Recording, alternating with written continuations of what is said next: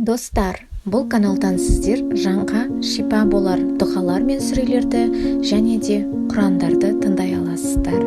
Ол үшін каналға тіркеліп, лайк басып, қоңыраушаны басып кетіңіз.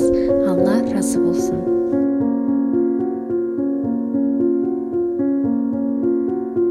Біз барлық нәрсені жоқтан бар жасаушы Алладан ғана сұраймыз.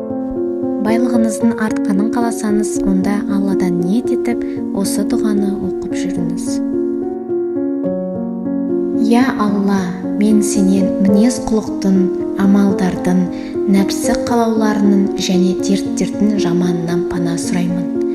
Я Алла, мен сенен қарызға батудан, адамдардың өктемдігі және дұшпандардың табалауынан пана сұраймын.